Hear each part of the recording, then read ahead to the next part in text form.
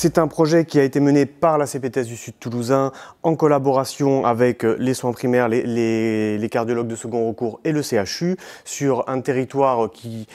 comprend 150 000 habitants, dans lequel nous avons à peu près 700 patients insuffisants cardiaques qui ont été identifiés par la CPAM et où nous savons que potentiellement nous avons 3000 patients insuffisants cardiaques, donc vraiment avec une marge de progression sur la question du dépistage qui est importante. L'objectif, c'était vraiment d'améliorer les pratiques au niveau des soins primaires et d'améliorer également la coordination avec les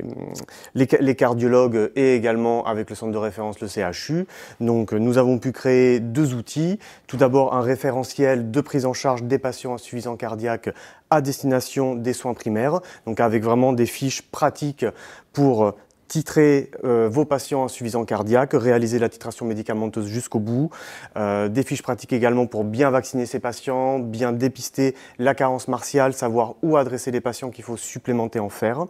Et le deuxième outil s'adresse lui plutôt aux patients et il donne des outils aux patients pour s'approprier un peu leur maladie, pour être acteurs de leur santé, donc des connaissances physiopathologiques, des éléments sur les médicaments, les dangers de l'automédication, l'importance de bien prendre ces traitements tous les jours, des éléments sur le sel également, l'alimentation hyposodée. Les patients peuvent également s'inscrire pour recevoir des SMS de prévention médicale qui viennent compléter l'éducation thérapeutique.